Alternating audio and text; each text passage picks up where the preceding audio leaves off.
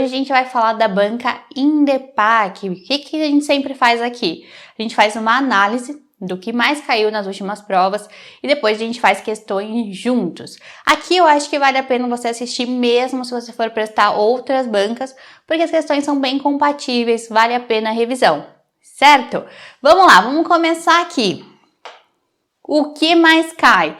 Qual que é o segredo para essa banca? Analisei as últimas 5 provas, 3 provas de 2023, 2 provas de 2022 e aqui tá o ouro que vocês precisam focar para a Indepac. Seguinte, nas últimas provas, nas de 2023, despencou saúde pública. Então isso é algo que eu preciso que vocês deem uma atenção a mais. Não era tão comum antes, mas agora em 2023 está bem forte. Então, outro ponto que é importante da Indepac é que na parte de questões específicas, eles colocam geralmente informática também. Então, se você diluir tudo isso, acabam que as questões de conteúdo de odontologia ficam pouquinhas. Então, tem que dar uma atenção muito grande para a saúde pública, tá? E aí, ó, o que em saúde pública? PNAB, 8080, Decreto 7508, a 8142 também, e às vezes eles colocam umas políticas diferentes, tá? E aí, nessas políticas diferentes, é sempre importante, por exemplo, a Política Nacional de Promoção de Saúde, é sempre importante dar uma olhada nas diretrizes, certo? Pera aí, deixa eu deixar o celular aqui. Se tiver dúvida, vai falando aí. Beleza, o segundo ponto que eu classificaria como o que mais caiu seria estômago. Então, sempre umas 2 questõezinhas aí vão ser de estômago. Importante, principalmente lesões ósseas, gostam também de lesões de tecido mole. Tem que focar nisso daí. Farmacologia e endo entrariam embaixo, mas não tão forte quanto estômago, tá? E aí, em farmacologia, em 2022 caiu mais forte ainda, perguntando características das medicações, profilaxia antibiótica, contraindicações, precisa saber de todos eles. Endodontia, na de 2022 também foi mais forte, mas geralmente tem pelo menos uma questãozinha de diagnóstico que precisa dar uma olhada. Em 2022, teve bastante questão de anestésio também. Então, se fosse para colocar alguma coisinha aqui a mais, você fala assim, olha, Amanda, já estudei tudo isso, tô com tempo ainda, vai para anestésio. Certo? Em 2023 não foi tão forte assim, mas é um ponto importante também. Então aqui tem o ouro do que vocês precisam focar. Agora vamos pegar questões, separei só dessas últimas provas para a gente resolver juntos. E como a saúde pública foi o mais forte, trouxe mais questõezinhas de saúde pública para a gente resolver juntos. Vamos lá. Primeira questão, ele fala assim, ó, de acordo com o Decreto 7508, a descrição geográfica da distribuição de recursos humanos, de ações e serviços de saúde ofertados pelo SUS e pela iniciativa privada é chamada de... Tananã. Vamos revisar junto e depois eu pergunto a resposta para vocês. Seguinte, lá no Decreto 7508, aquela parte inicial, onde ele dá as definições, é muito importante para sua prova. Tem que saber tudo certinho. E tem 3 que são confundíveis. É fácil da gente confundir entre eles, mas hoje a gente vai deixar bem claro. Seria a região de saúde, a rede de atenção e mapa. Mas vamos lá. Pensando na região de saúde, o que vai ser? É o espaço mesmo, é o território mesmo. Você tem que lembrar do físico. Então, se eu pego alguns municípios, é claro que a gente tem toda aquela consideração, lá no Decreto 7508 ele fala pra gente que tem que ser municípios limítrofes, com meio de comunicação e transporte compartilhado, com cultura similar e tudo mais, mas a gente vai pegar esses municípios e juntar eles em uma região de saúde. E lá dentro, eles vão dividir os recursos entre eles. Mas falou do espaço em si, ó, falou do espaço geográfico, pegou só os municípios e juntou eles, a gente está falando de região. Quando a gente falar de rede, você tem que pensar no serviço em si, no que ele tem para oferecer ali naquele espaço. Então vamos supor, aqui tem um hospital, aqui tem uma UBS, aqui tem outra UBS, UBS, aqui a gente tem um centro de especialidade e lá eles vão um encaminhar para o outro. Mentira, né? Que eu coloquei uma UBS encaminhando para uma UBS. Não é isso a ideia, né? Então, aqui encaminhou lá para o centro de especialidade, ele encaminhou para o hospital. Aqui encaminha também para o centro de especialidade, esse daqui encaminhou direto para o hospital, por exemplo. Então, aqui a gente tem uma rede, a gente está falando dos serviços que estão sendo oferecidos. Lembra, então, pensando em rede, lembra desse caminho de gato que eu fiz aqui, para vocês lembrarem de que um encaminha para o outro, ok? Então, na rede, o segredo é lembrar de ações e serviços. Então, ele fala de complexidade crescente, justamente por causa disso, que a gente vai ter as referências de acordo com o nível, né? Nível básico, secundário, terciário e assim vai. E o mapa? O que seria? Pensa no que é o mapa mesmo. E aí você vai lembrar. O mapa não é um desenho de uma representação de algo para a gente encontrar?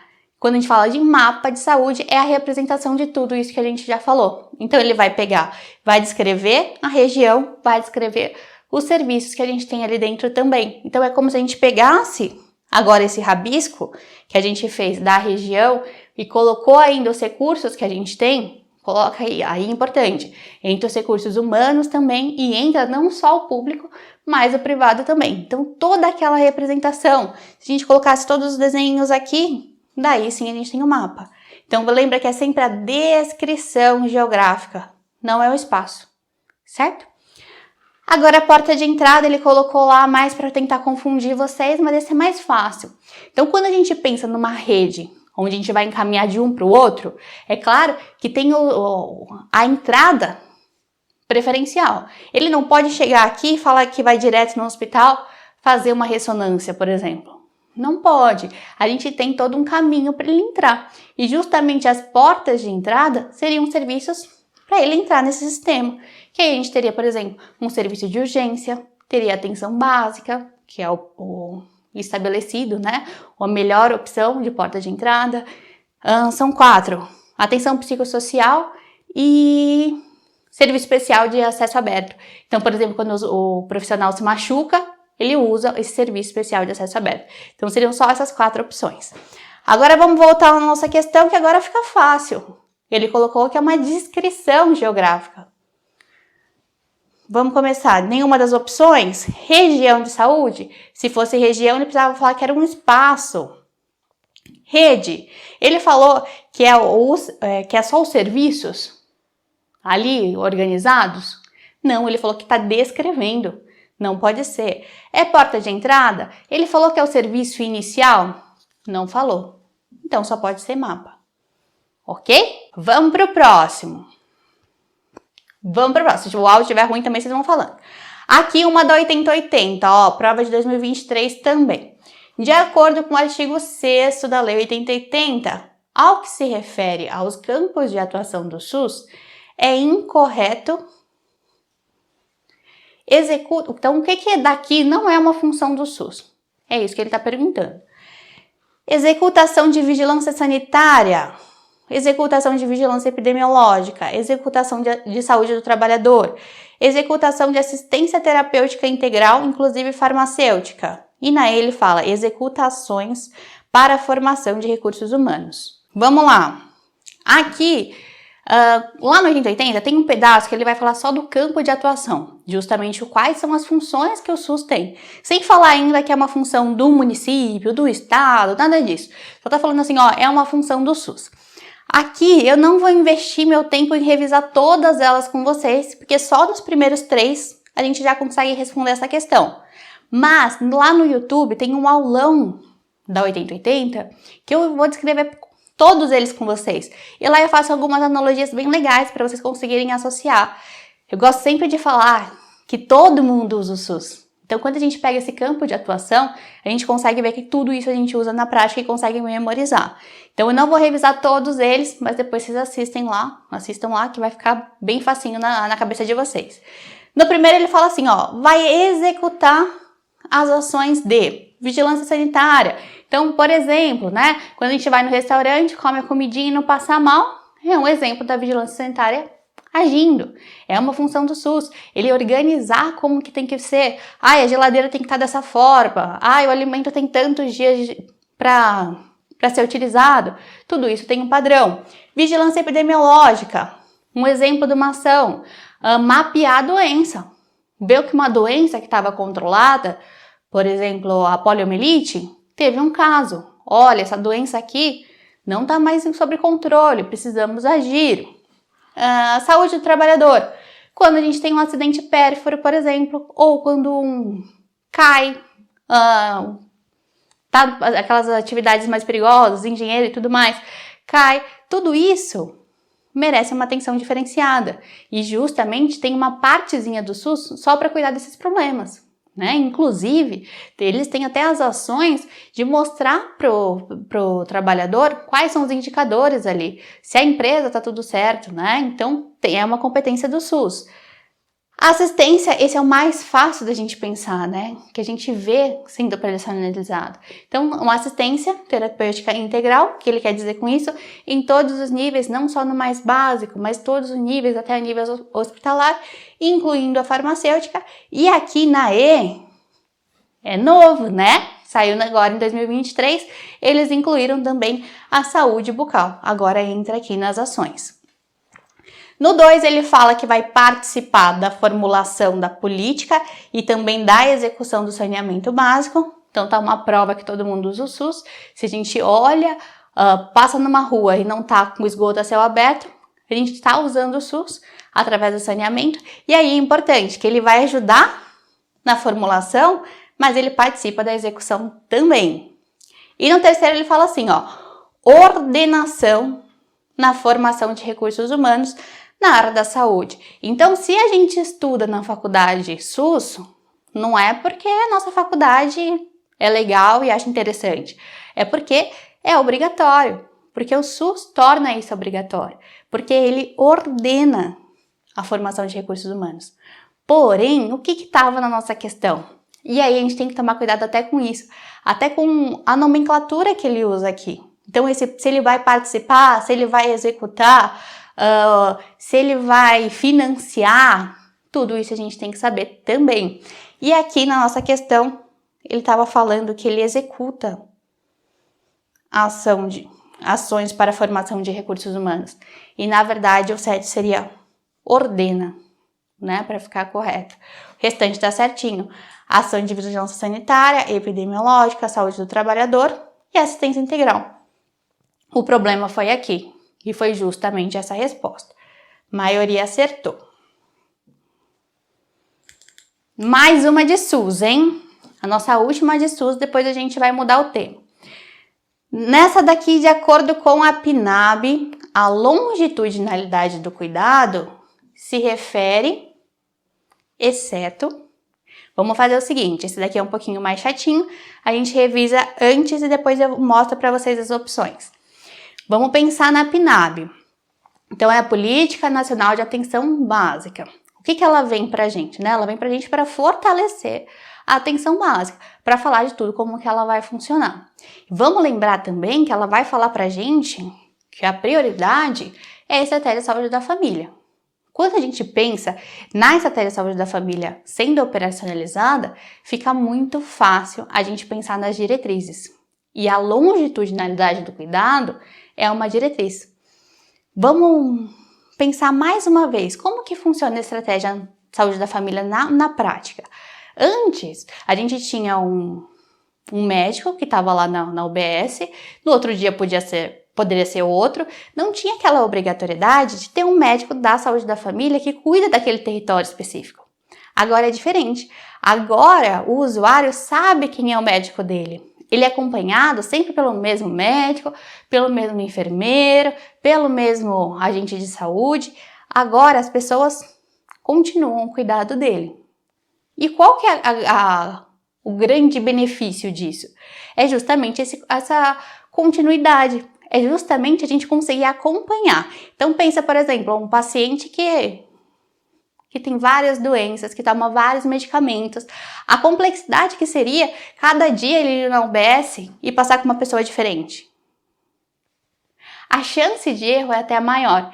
Então, quando a gente fala de que um dos princípios é a longitudinalidade do cuidado, é isso que você tem que pensar. Neste profissional que cuida desse paciente por um longo período. Lembra? O nome fica fácil, né? Só lembrar de longe. E aí, vamos traduzir tudo que ele fala aqui pra gente. Na primeira parte ele fala assim, ó, pressupõe a continuidade da relação do cuidado. Só a atenção básica tem isso. É diferente da gente pensar na urgência, onde o profissional vai estar lá, resolver o problema e ele vai embora. Ele não continua aquele cuidado.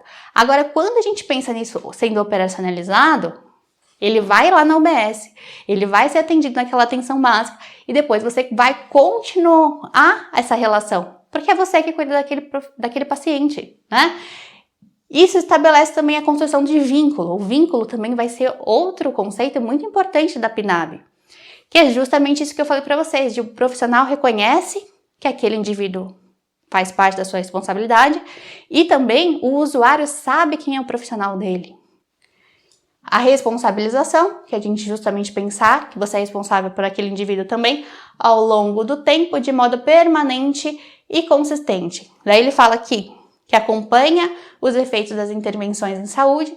Então, por exemplo, você passou uma reeducação alimentar para aquele indivíduo, você consegue ir acompanhando aquilo, não é mais uma vez como numa urgência, onde você passa aquilo e acabou, você não sabe se o paciente vai fazer, se ele vai melhorar, se ele vai de fato acatar o que você está falando, se você precisa fazer uma nova intervenção. E ainda ele fala de outros elementos da vida das pessoas, evitando a perda de referência e diminuindo o risco de iatrogenia. Justamente porque a mesma pessoa que cuida da diabetes dele é o mesmo que vai cuidar da hipertensão. É aquele médico generalista que cuida. Isso a gente pode aplicar nas outras áreas também. Só estou usando esse exemplo para ficar fácil da gente lembrar, né? Então, por isso que ele fala que diminui a iatrogenia também, que são decorrentes do desconhecimento da história de vida e da falta de coordenação do cuidado. De não acompanhar esse indivíduo, dele ficar solto aí, entende? É isso que tem que pensar quando pensa na longitudinalidade do cuidado. Agora vai ficar fácil, ó. Qual dessas opções aqui não se refere à longitudinalidade do cuidado? Ó, primeiro ele fala aqui, ó, continuidade da relação do cuidado. Perfeito, né? Vai acompanhar ele por um longo tempo. Tá certo. Construção de vínculo, é aquilo que eu falei para vocês. O profissional sabe que aquele indivíduo é responsabilidade dele e o indivíduo também sabe que aquele é o médico dele, ou o dentista dele, seja lá o que for. Responsabilização entre os usuários e profissionais, isso está correlacionado, né? Então a gente vai também se sentir responsável pela saúde daquele indivíduo. E na dele fala assim, ó, a programação descentralizada e o desenvolvimento de ações setoriais e intersetoriais. Aqui a gente teria que ligar o radar, porque veja, ele está falando mais num sentido mais coletivo. Aqui ele está falando mais no individual, né? Tá errado. Na verdade, ele está falando que a gente consegue programar ações pensando num território. Essa é a outra diretriz da PNAB, que é a territorialização. Territorialização. E a descrição da população. A gente tem um território, a gente conhece os problemas daquele território e consegue organizar e consegue programar as ações naquele espaço, de acordo com as necessidades. Quando ele fala de setoriais e intersetoriais, ele está falando aqui, ó, dentro do mesmo setor, dentro da saúde, e intersetoriais, por exemplo, a educação mais a saúde juntos, tá vendo? São áreas diferentes. Então é disso que ele está falando. Não está falando mais daquela longitudinalidade do cuidado. Ele está falando de um modo de operar, pensando no território. E era justamente essa. Mas vamos ver aí. Acompanhamento dos efeitos e das intervenções de saúde de outros elementos na vida da pessoa. Que é aquilo que eu falei. A gente passa, por exemplo, uma reeducação e consegue acompanhar se ele está fazendo de fato, diferente de um serviço de urgência ou até a atenção hospitalar, onde a gente resolve aquele problema, mas não acompanha. Quem acompanha é a atenção básica. Então, esse está certo também. A errada seria a D. Vamos para agora estômago. Essa daqui vamos responder junto, que é tranquila. Assinar a alternativa que melhor define os aspectos gerais sobre o diagnóstico da rânula. Vamos ler junto, que eu quero saber qual que seria a opinião de vocês. Na primeira, é uma lesão que ocorre em glândulas salivares menores. B, ocorre frequentemente frequentemente no lábio, podendo ocorrer também no palato e assoalho bucal. C. Acomete crianças na faixa etária de 5 a 10 anos, nunca aparecendo na puberdade. E na D ele fala, é associada ao ducto excretor da glândula sublingual. E na E ele fala que não é nenhuma das opções. Vamos lá, na primeira ele fala assim, é uma lesão que ocorre em glândula salivar menor. O que a gente tem que diferenciar? A rânula da mucocele. E aqui ele tentou confundir a gente justamente pensando nisso. A mucocele é justamente a lesão de glândula salivar que ocorre quando tem o rompimento do ducto, extravasa a mucina para o tecido mole, faz aquela lesão que parece uma cúpula, né? Gente, eu acho que eu já falei tantas vezes essa frase que eu acho que tá, juro, eu acho que tá igualzinha do Neville já. Mas é isso que é a descrição do Neville. E a rânula é a mesma coisa, só que acontece no assoalho. Acontece em uma glândula específica, que na verdade é sublingual. Então aqui quando ele fala de menores, ele está falando da mucocele. A rânula, ele precisaria falar que é no sublingual. Na B ele fala, ocorre frequentemente no lábio. Qual que ocorre frequentemente no lábio? A mucocele, porque ela está associada a trauma também, né? Aí ele fala, podendo ocorrer também no palato e no assoalho bucal. A rânula é só aqui, ó. Então não poderia ser. Na C ele fala, acomete crianças na faixa etária de 5 a 10 anos, nunca aparecendo na puberdade. Na verdade, o que a gente vai ter? A rânula, de acordo com o Neville, mais em crianças e adultos jovens. Adultos jovens. Quando ele fala que nunca, essa é uma palavra que você tem que estar sempre atento. Apareceu nunca, somente, o que mais? Aqui não apareceu outra. Mas nunca, somente, tem que ligar o radar. Geralmente tem alguma pegadinha ali. E quando ele coloca o nunca, daí a gente já tem que anular, porque pode acontecer na puberdade. E na D, aí sim ele fala, é associada ao ducto excretor da glândula sublingual. E é justamente isso. Pensou na rânula? É só assoalho. É na glândula sublingual que ele está falando. Era essa a resposta. Mais uma de patologia. Essa daqui de 2022, aquela era 2023. É correto dizer sobre a doença de Paget? Essa aqui é um pouquinho mais chata. Vamos revisar junto e aí depois a gente volta lá para a questão. Então, doença de Paget é uma doença óssea. O que vai acontecer? Ele vai errar, o osso vai começar a errar no processo de reabsorção e produção de osso. Ele vai, numa fase inicial, ele começa a desfazer, reabsorver o osso e depois ele começa a formar. É uma doença metabólica, ela não tem ainda a etiologia perfeitinha estabelecida, mas sabem que tem um dedinho ali de genética e de fatores ambientais ainda. Mas quando a gente fala da origem, é desconhecida. O que mais? A progressão é lenta. Por quê que a gente tem que pensar nisso? Geralmente as doenças ósseas vão ser progressão lenta. Para destruir osso, formar osso, nunca é uma lesão que aparece no dia seguinte, diferente de uma mucocele, por exemplo. Então, a progressão geralmente lenta. O que a gente vai ver na clínica? Aumenta com a idade, então depois dos 40 anos fica mais frequente de acontecer. Geralmente não tem dor, 40% só vai ter uma dor óssea, justamente por causa desse crescimento ósseo. E aí, se ele tem produção óssea, os ossos, e pode acontecer em qualquer lugar do corpo, vão ficar mais alargados, espessados e enfraquecidos. Por mais que a gente pense que ele está produzindo osso, ele acaba ficando mais friável, é mais fácil de quebrar. Então pode acontecer em qualquer lugar do osso, e aí, se acontece em qualquer lugar do osso, é aí que a gente entra, porque pode acontecer em mandíbula e maxila também. É mais comum de acontecer no crânio, quando a gente pensa na cabeça, né? Então ele acontece no crânio, mas pode acontecer em maxila e mandíbula. Ele fala que 17% vai acontecer nos ossos gnáticos, sendo mais na maxila, 2 para 1. Então, mais comum na maxila.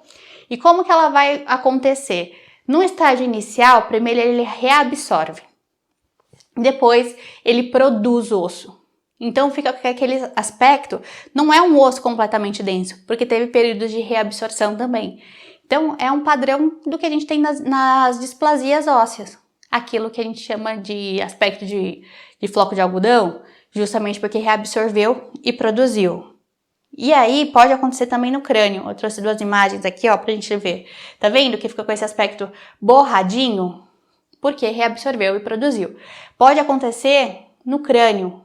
E aí tem um aspecto que é bem característico da doença de Paget, que é falar que tem no crânio crista de galo. Porque fica com uns elevadinhos. E aí eu vou falar pra vocês como que eu decorei. Eu faço umas associações meio loucas, mas às vezes funciona. Então, ó, o que vocês vão lembrar. Pajé, vai lembrar do índio, certo? O índio não usa aquele cocar? Então é isso que você vai lembrar. Então o índio tem cocar, e aí você vai lembrar que a alteração é no crânio, tá? Juro que ajuda. Porque se falar que tem crista de galo, é da doença de Pajé que ele tá falando. E aí vai aparecer como displasia óssea, que nem a gente já falou, floco de algodão. Na região de alvéolo pode aparecer como uma hipercementose, porque aumenta o conteúdo de osso ali. E no diagnóstico, para fazer o diagnóstico, vai ver que tem no exame de fosfatase alcalina vai estar aumentado, porém o nível de cálcio e fósforo vai estar normal. E o tratamento é com bifosfonato, para conseguir paralisar esse crescimento ósseo. Certo? Agora a gente vai voltar para nossa questão e aí eu acho que vai ficar mais fácil. Vou ler junto com vocês, vocês falam a opção e aí a gente discute. A é uma doença crônica de progressão rápida e etiologia desconhecida. B, clinicamente observa-se um aumento de volume somente da maxila e nunca da mandíbula. C, ocorre um aumento de volume do crânio somente. D. Histologicamente, na fase inicial de reabsorção óssea, observa-se uma reabsorção óssea osteoclástica e na E nenhuma das alternativas. A. É uma doença crônica de progressão rápida. Errou. A progressão é lenta, né? Doença óssea, lembra disso. De etiologia desconhecida até poderia ser, mas errou no rápida. B. Clinicamente observa-se um aumento de volume somente da maxila e nunca da mandíbula. Sempre tomar cuidado com essas palavras, porque se ele colocasse assim, observa-se um aumento de volume da maxila e tivesse acabado aqui, a gente teria que falar que é certo, porque pode acontecer. Mas se ele fala que é somente, a gente anula que pode acontecer em qualquer outro lugar do corpo. Então tá errado. C. Ocorre um aumento de volume do crânio somente. Ele gosta de acontecer no crânio, mas não é somente. Pode acontecer em qualquer lugar. E no D, sim, histologicamente, na fase inicial de reabsorção óssea, observa-se uma reabsorção óssea osteoclástica. E aqui ele usou o termo certo. Se ele falasse que tivesse uma atividade osteoblástica, né, de produção de osso, daí teria que ser uma doença avançada. Então aqui tá certinho e foi essa a opção. Vamos para a próxima. Essa aqui vamos responder junto, ó, de 2023, prova de Bastos. Sobre a amoxicilina é correto. Na primeira ele fala, apresenta a meia-vida plasmática mais curta que a ampicilina e que a penicilina. O que é a meia-vida? É quanto tempo precisa para aquela droga ser pelo menos metade da concentração ter sido eliminada. E isso está completamente relacionado com o intervalo de dose que a gente vai utilizar, que a gente considera justamente a meia-vida. Quando a medicação está começando a perder o efeito, a gente administra de novo, né? Quando ela perde o efeito, a gente administra de novo, vai depender da meia-vida. Agora é só a gente pensar, se a amoxicilina geralmente a gente usa de 8 em 8, a ampicilina e a penicilina, a gente costuma usar de 6 em 6. Na verdade, quem tem meia-vida menor então? Na verdade, seriam esses dois. Se ele fala que a amoxicilina tem uma meia-vida mais curta, ele já errou aqui. Na B, ele fala, é bastante empregada em associação com o clavulanato de potássio e mais raramente com o metronidazol. Ambos podem ser usados, né? E aí a finalidade é diferente. O clavulanato de potássio a gente vai usar quando a gente sabe que aquela bactéria é resistente à amoxicilina. Quando ela destrói, ela é produtora de beta-lactamases, né? Ela destrói a ação do anel Anel beta-lactâmico. Beta-lactâmico, tá certo. Então, aí a gente precisa usar o clavulonato, porque ele vai agir, a bactéria, a gente engana ela, né? Ela age no clavulonato e assim a amoxicilina consegue ter o efeito. A gente pode usar com ela e a gente pode usar com o metronidazol, mas aí a finalidade é diferente, porque o metronidazol ele vai ter um espectro diferente, mais para gram negativo. Quando a gente associa os dois, a gente consegue ampliar o espectro de ação. Mas não é raramente. Mais uma vez, a gente teria que tomar cuidado com isso. A gente até utiliza mais dessa maneira do que com clavulonato, né? Então, vários exemplos de patologias que a gente poderia utilizar quando tem doença necrosante, quando a gente tem pericoronarite, quando a gente sabe que ali tem mais gram negativo, a gente pode usar essa associação, né? Como ele colocou raramente, a gente considera errado. Na C ele fala, tem melhor e mais rápida absorção, mesmo na presença de alimentos, e mantém níveis sanguíneos um pouco mais prolongados, que permitem aumentar o intervalo entre as doses, 8, 12 horas, de acordo com a preparação. Aqui eu achei que a frase faltou só uma coisa, né? Porque, veja, quando a gente pensa até no português, quando a gente vai falar que tem melhor ou mais, a gente sempre tem que falar com o que a gente está comparando. Aqui faltou ele falar um pouquinho, né? Ele faltou falar de com quem que você está comparando isso daí. Mas se a gente fosse por anulação, a gente ficaria com essa. Porque ele fala aqui, ó, que tem uma absorção mais rápida, mesmo com alimento. E a absorção da amoxicilina é muito boa, né? O Andrade fala que 90% consegue ser absorvido mesmo quando a gente tem alimento, o que é excelente. Daí ele fala aqui, ó, mantém níveis um pouco mais prolongados e que aumentam e que permitem aumentar o intervalo. Daí, vendo pelo texto, a gente consegue perceber que ele ainda está comparando com a ampicilina e com a PenV. Porque aí ele tem o dobro, a amoxicilina tem o dobro da concentração. E é por esse motivo que a gente consegue agir numa posologia mais longa. E aí quando ele fala assim, de 8 a 12, e aí? O Andrade fala que a gente pode usar de 8 a 12. Então geralmente quando a gente usa 500 miligramas, a gente vai usar aqui. E ele fala que se a gente usa 875, daí a gente pode usar de 12 em 12. Então aqui estaria certo, tá? Tá meio mal escrita, meio preguiçosa, mas seria essa a mais adequada. Vamos ver a D pra gente fechar, que é essa daqui a opção certa. Ele fala assim, seu uso está restrito ao tratamento de pericoronarite agressiva ou crônica. Se ele falar que está restrito, é que a gente só vai usar nesses casos. A amoxicilina é o que vai agir melhor nas bactérias que a gente tem na cavidade oral. E aí a gente usa para uma série de patologias diferentes, não só para essas. E ele ainda completa com mais coisa errada, ó.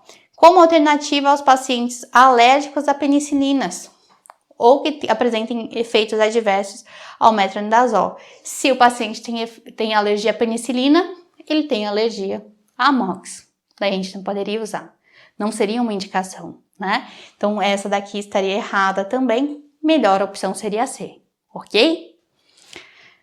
Vamos para a última. Todo mundo vivo ainda? Essa daqui é de 2022. Agora de endo para a gente finalizar, hein?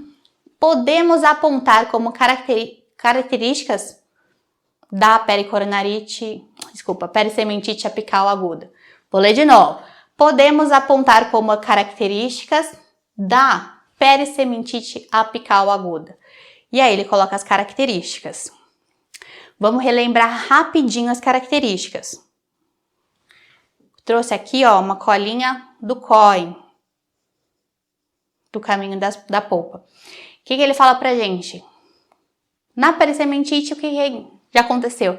A gente já teve uma necrose, já teve contaminação daquele espaço e agora a gente tá, já que ele tá falando que tá aguda, com uma inflamação acontecendo lá nos tecidos periapicais. Agora, a gente tem ali fluido chegando, fluido inflamatório chegando, exudato inflamatório chegando, e aí tem uma pressão acontecendo nos tecidos apicais. E isso vai gerar resposta inflamatória, né? Até conjunto com a inflamação. a gente vai acabar vendo uma dor espontânea, contínua. Ele fala pra gente que dói a percussão e a palpação. Por quê? Porque lá, ó, que é a raiz, vamos desenhar o dentinho. Lá na raiz, essa região tá com aumento de exudato. E aí, se a gente aperta nessa região ou se a gente faz percussão, vai acabar apertando aquele espacinho que já tá com a inflamação. E é por isso que ele dói, certo? Então, e isso ainda gera a terceira característica, sensação de dente crescido.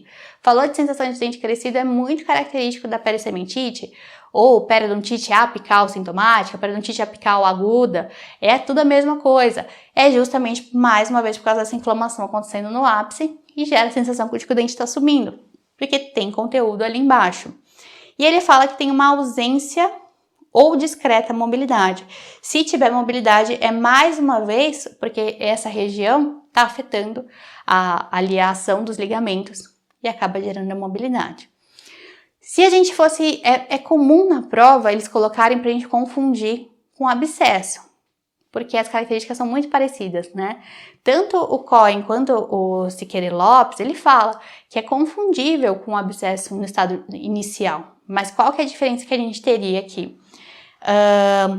Na mobilidade, geralmente a gente tem, se fosse um abscesso. Aqui, na região do ápice, a gente vai ver um edema realmente, e se tem comprometimento sistêmico. Se tem febre, a gente já iria pensar. E tem mais um ponto que aqui nessa questão ele colocou, mas a gente já vai falar. Na primeira ele fala da dor contínua. Tem dor contínua, é agudo, né? Então sim, diferente se ele falasse que era crônico. Na 2 ele fala dor quase sempre pulsátil. Isso é algo que vale a pena a gente discutir. Como aqui a gente estuda para concurso, a gente pega todos os pinguinhos nos is, é importante a gente revisar isso também. Geralmente no livro, quando ele fala de pulsátil, dor pulsátil, nos dois autores que eu falei para vocês, tanto no Cohen quanto Siqueira e Lopes, ele coloca pulsátil no abscesso. Mas ambos também falam pra gente, as duas patologias são confundíveis. A gente pega um abscesso inicial e uma pericementite e no estágio avançado, uma tá caminhando para outro, é confundível. Então a gente pode aceitar falando assim, tá? Mas é importante a gente guardar isso na memória. Geralmente quando fala de pulsátil, já liga o radar aí para abscesso. Aqui ele considerou como correto, tá? Na 3, mobilidade dentária. Daí a gente tem que ficar esperto também. Vamos ver nas opções o que mais se encaixa. É uma daquelas que a gente teria que analisar por anulativa, porque a mobilidade pode ter ou não, né? A gente até revisou aqui. Sensação de dente crescido, daí a gente sempre tem ponto e acabou. Mas nas alternativas ele ajudou a gente, ó, porque o 1 e o 4 obrigatoriamente teriam que ter. E aí a gente não tem nenhuma opção dessa maneira. Aqui, a mobilidade, ela entra em todas. Qualquer alternativa que você marcasse, ela coloca aqui pra gente a mobilidade. Então, a gente já sabe que a gente vai ter que considerar. Dessa forma, a opção correta que ele deu aqui pra gente foi a E. Mas tenham isso também na cabeça de vocês, né? Então, sempre é importante a gente estudar todos os pinguinhos nos is. Então, lembrem disso, do pulsátil e da mobilidade, que pode entrar tanto no abscesso quanto na pericementite. Ok? Queridos, finalizamos mais uma aula. Lembrando que, se você está assistindo aqui no YouTube, essa é uma gravação de uma live que aconteceu lá no meu perfil do Instagram.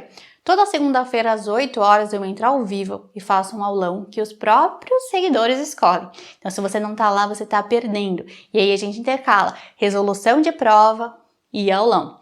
E se você quer ter mais aulas como essa, eu preciso te oferecer também meu curso. Eu tenho um curso completinho de tudo que você precisa saber para o seu concurso, com aula de português, informática, saúde pública, português, redação. Lá dentro a gente tem resolução de um montão de questões, a gente tem planejamento específico para o seu concurso. E se você quiser saber mais informações, vai ter aqui no link abaixo na descrição. E também preciso te pedir mais uma coisa, se você não está inscrito aqui no canal ainda, você precisa se inscrever. Toda segunda-feira sai um vídeo novo e eu tenho certeza que você não vai querer perder. Então clica no botão para não perder nenhum vídeo. Até a nossa próxima aula!